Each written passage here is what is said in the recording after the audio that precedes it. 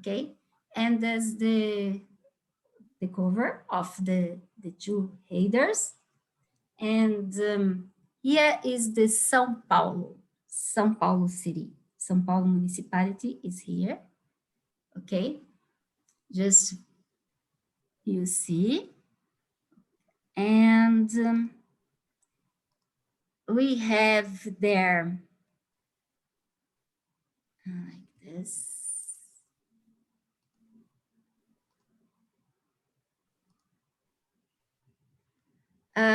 We have, let me see if I can translate to English. Here, the weather conditions. So here we have some warm system, okay? But it's related to the university.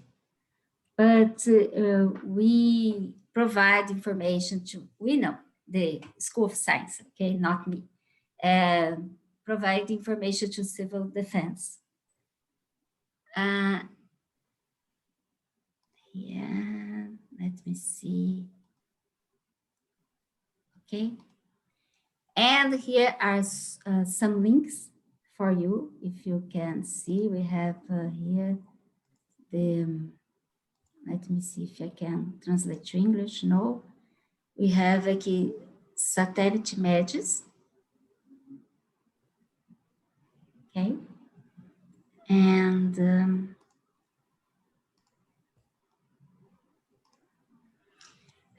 the reason that I think Paulo and Isabella invited me, because the natural disaster database that we have there. Okay. And here we can put here a city. I put mine city here. And you can see the database with information of latitude, longitude, what happened. Let's put here São Paulo. Let me see. São Paulo. Anna, may I interrupt you? I think we can see the PowerPoint, but not the web browser. Okay, sorry. I think you're doing something in the web browser, right? Yes, showing what's happened. So, okay, there is a, you go back to the slide here.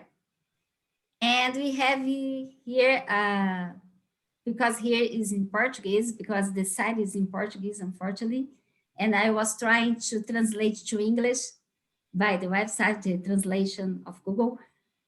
But we have a natural disaster database, and here we have some informations of that. And this database was started with the Georgia Pellegrina in her master degree. I was her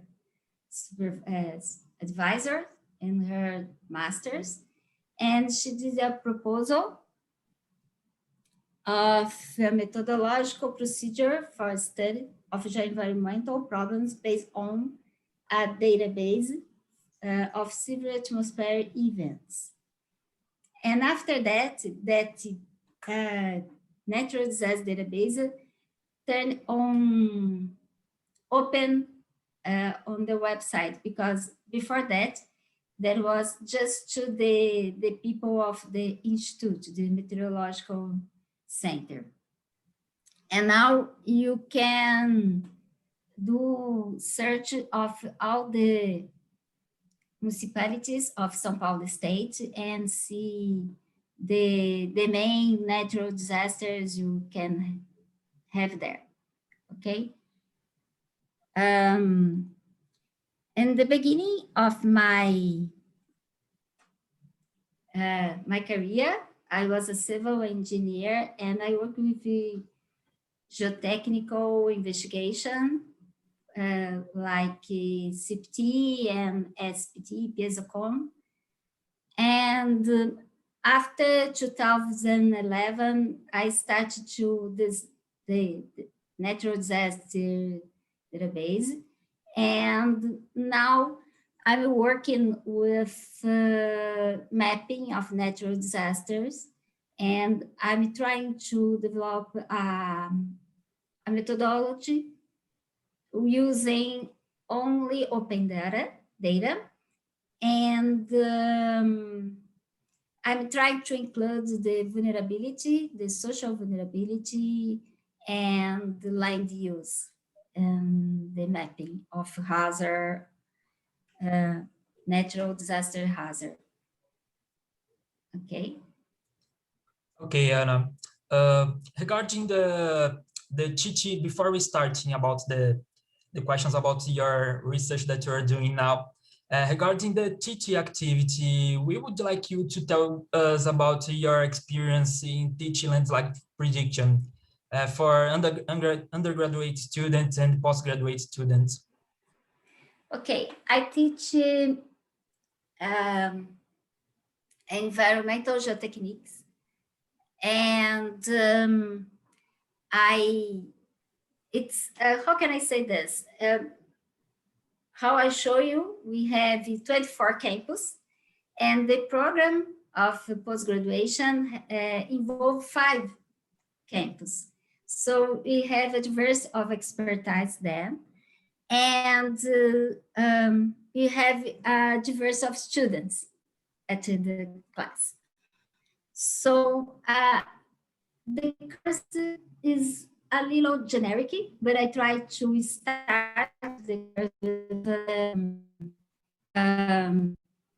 with showing the tropical soils after mapping, and when I teach about the different methodologies of geotechniques and geoenvironmental mapping, I use the database. I suggest to the students to use the database to compare the geological mapping, geomorphological mapping with the results, the historical results, the events of the database. And when we go deeper in this analysis, they go to the range, to the threshold, and try to justify. But in the last few years, I try to input the land use. Because here in Brazil, I think, okay, are you asking me about the teaching? Okay, I was doing to another thing now. Not a problem, just go on. Okay, because here in Brazil, I think we have a big problem with social vulnerability. Sometimes the social vulnerability is the trigger of the landslides, erosion, or floods, because the land use, the wrong land use, okay? And sometimes it's the consequence, the damage. So it's difficult to do a model with social vulnerability, because sometimes, and the most of time are both, they are the trigger and they are and after they are involved in the damage. Okay, and I try to show the students about that, because they need to pay attention on the place, not only the geological characteristics, the elevation or something like that. They need to see the land use and the economics of the place, see what's happened there. That's my opinion, okay? And after they think about it, I teach about erosion, landslides, the concepts. And after that, I suggest them to go to a place, could be the city they was born, something like that, and to find some landslide or erosion a mass movement to think about what was the trigger, why did it happen, and think about the type of the landslides, and do the characterization and suggest some solution for that. And they needed to photograph the landslide and bring to the class to discuss with the other students. And I think it's a good discussion because we stopped to think about what's happened there. Okay. Okay, thank you, Anna. Now going to the landslide research, in fact, do you focus on the most, what do you focus on the most and why? Landslide susceptibility, the hazard, or the risk approach? I think you have approached this issue in the last question, but if you want to talk more about it, if you want to point something. Okay. As I told you, I don't know if I don't know what's Manfred. Could I share the QGIS or not? QGIS? You can share anything. Sorry, maybe you misunderstood before. I just wanted to say that we don't see your web browser. You have to, but it would be interesting also to see the web browser. Okay. You can share anything. Let me see, where is QGIS here? Not here. No, I don't think so. I can share.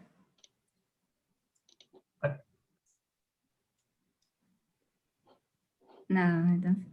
Try to, yes. No, I don't think so. See if you have two options to share.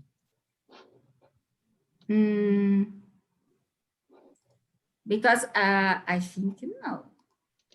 I think there is an option that you can share anything as Adrian said. Advanced sharing options. If you click on share screen, then multiple panels will open up. Yes, but the QGIS is not open here. Okay, when I do this, I cannot see the QGIS, but it's okay. Or you can share. I would like to examine. Okay. What did you say? Sorry. You can share screen, then maybe we can see it. But screen. Okay. Share. Okay. Okay. It's not appearing. Okay. No. Yes, I tried, but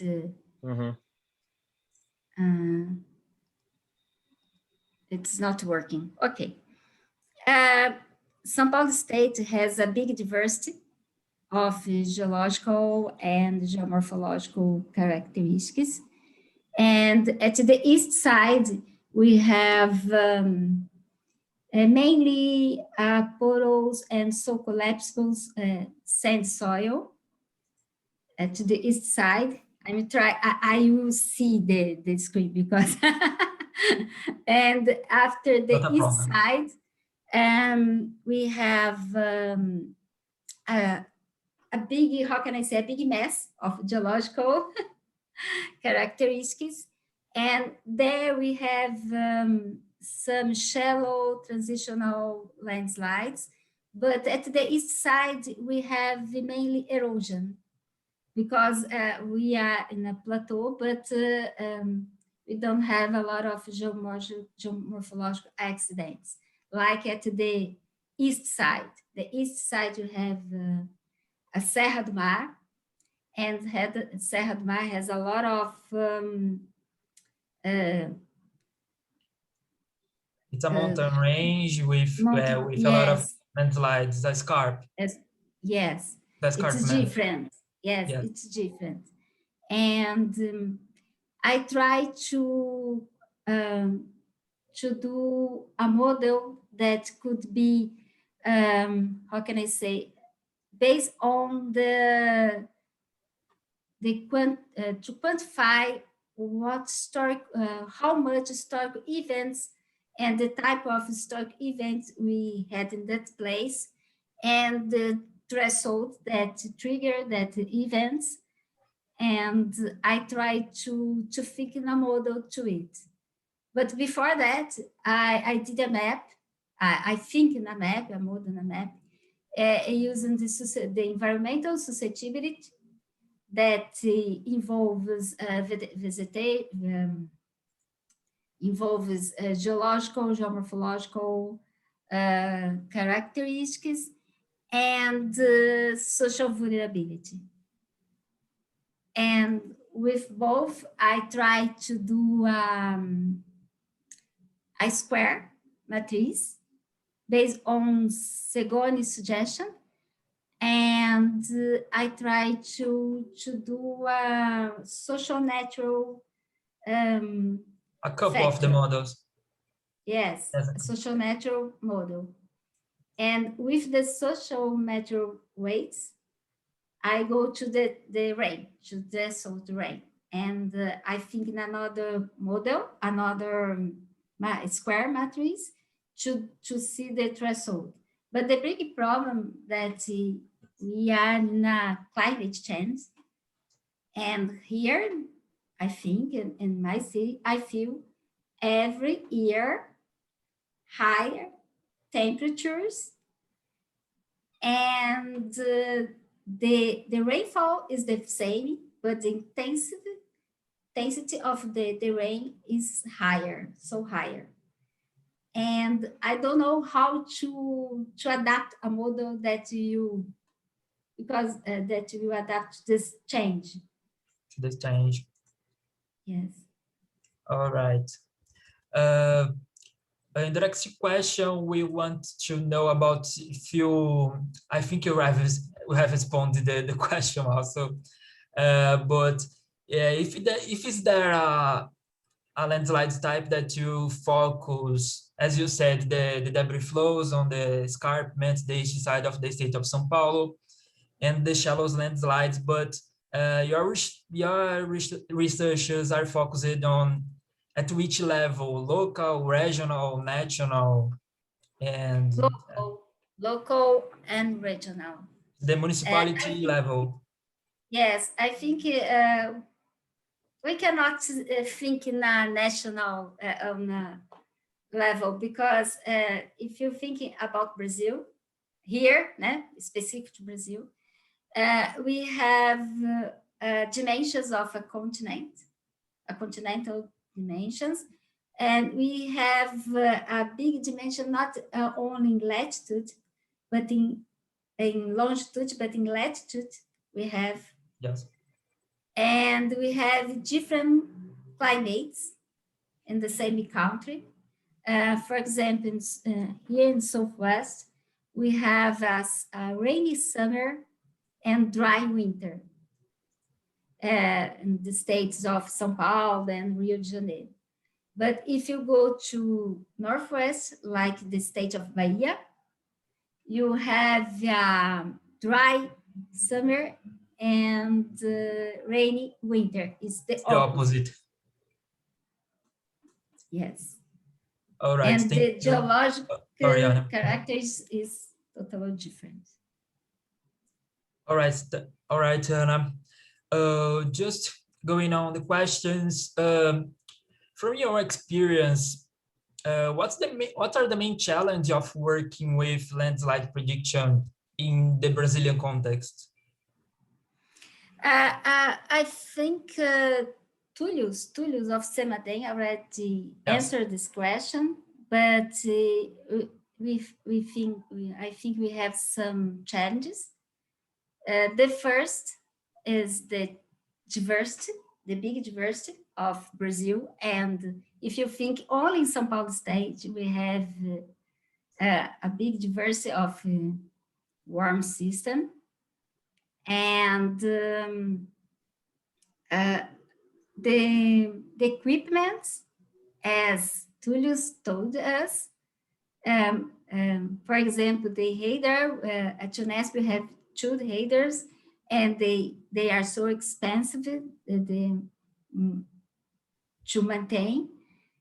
And we have a lack of support now. We have difficult to have the financial support to maintain the both headers. And it's like a safe place. Sometimes you don't have a safe place to maintain, and the equipment are stolen and something like that. And we don't have money to repair the equipment, and it's a big challenge, I think. I think you mean the preparedness of the people to tackle the heavy rainfalls, the specific locations like favelas, like the most people that are without the presence of the state to have a support, enough support to evacuate from these areas of risk. But sometimes the big problem that's the poor people don't have a place to go, and they choose that place because that dangerous place is the only place they can go. And they don't want to leave that place. Yes, in fact, this is a great challenge for Brazilian context. For the next question, Ana, what we in Brazil what can the LandAware community learn from the Brazil experience? The challenge to assist in Brazilian. You need to work with no money and big creativity and to it. But I think the LandAware is a big opportunity to learn about and to improve the warm systems, I think. All right. Okay, we have the problem with the financial support, but I think we can go on and try to do things. Okay. Ana, in your opinion, what is needed from an international community as a LandAware? You can talk about the Brazilian context.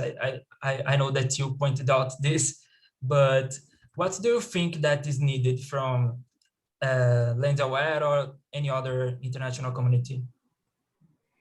I didn't get your question. I think, what do you mean? If LandAware can help? Yes, what's needed? What's needed from your experience, from your opinion? What's needed from an international community as LandAware or any other that can help Brazil? That can help? That can contribute to Brazil with the providing the data, providing support for research. What do you think? I think the knowledge of the people of LandAware will help us to improve our models. I think it's important to it, and we can learn when we share experience. Wherever you are, you learn a lot. All right. So we are coming to the last question and the end of the prepared questions for Ana. And thank you, Ana. And to finalize the session of the questions, would you like to leave a message to LandAware? Yes, I would like to congratulate the LandAware community because I think it's a big challenge, and they are doing how can I say, they are doing the difference, doing these meetings and sharing their experience and giving the opportunity to people of developing countries to participate and improve and learn about the things. and the opportunity to the people from developing countries to show their problems and asking there how to solve or helping to solve some problems. Okay, And all right. it is actually the right way, and it's good because we are in a hard situation, all the world, and see groups like that, communities like that, trying to do good things. It's so grateful. Okay, Anna, thank you for accepting the interview, the prepared questions, and responding. So now we open the question and answer session. And if you want to ask any questions, just turn your camera and microphone on, or just type in the chat.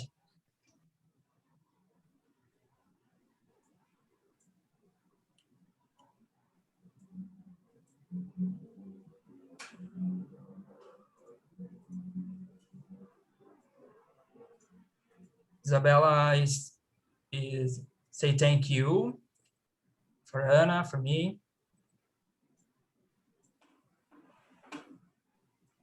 Thank you for the opportunity. Thank you for your talk. That was really nice and interesting. Okay. Thank you, Adrian.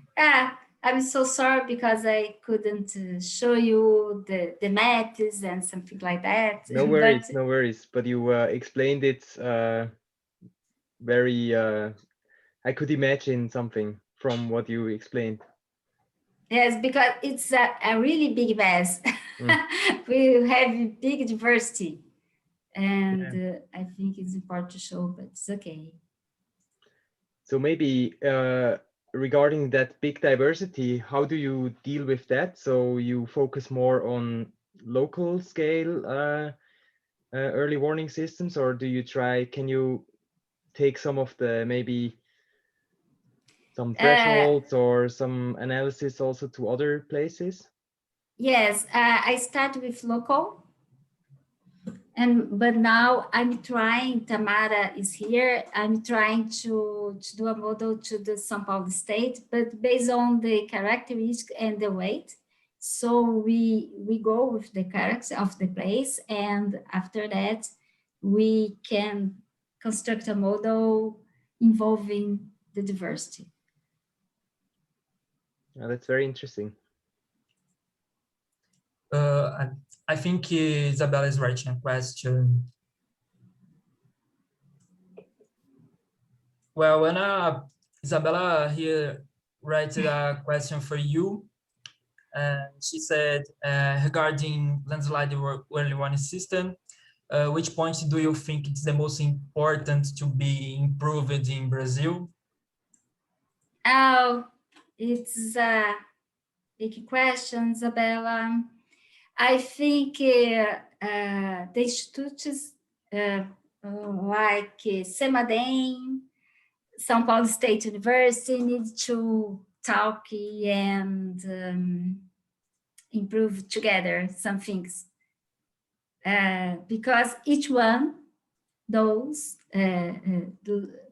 make your research and they don't talk. And I think this is important. It's something it's something that Tulio's pointed out in the session 9, and maybe regarding the rain gauges, the low density of the rain gauges in the country. All right, Anna. Yes, I would like not to say this, but we have a big problems with the rain gauges. Yes, and the SEMADEM rain gauge, it's kind of, they start on 2014, so we don't have a historical data of that, and we use another equipment, another resources, and to the others open data, we have only results. We don't have the intensity like the MayDay rain gouges. Yeah, so the MayDay rain gouge is very new. It's newer for to get amount of the data to analyze and make a threshold more reliable. Yes. Because I try with the 20 last years data, and I have only the last 6 years of MayDay data. So, and they have not in all the cities, a few cities, because we have more than 600 municipalities, and they have only on 40 municipalities. All right. Anyone more questions for Ana? Feel free to do it.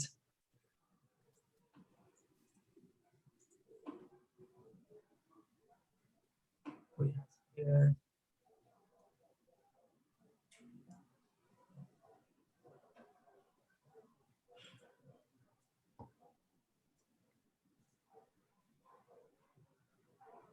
Okay, I think everyone is tired now. Yes, if Adrian, when anyone appears with more questions, I think we can stop now for a big break. Of course, yeah, we can, yeah.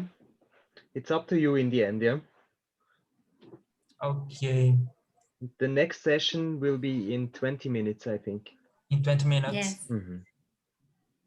Okay, for us here in Brazil, we have a time for dinner now. Sorry? 30 minutes. 30 here minutes. in Brazil, it's evening. So we have time for dinner now. Yeah, here in Switzerland, it's already after midnight. Oh, you are tired. So. Okay. But it's 24 hours, so somebody has to be here during the night. Yeah, and you are young, so you can. Yes.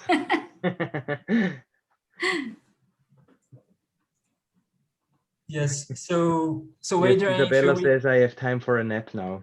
That's right. Yes. Okay.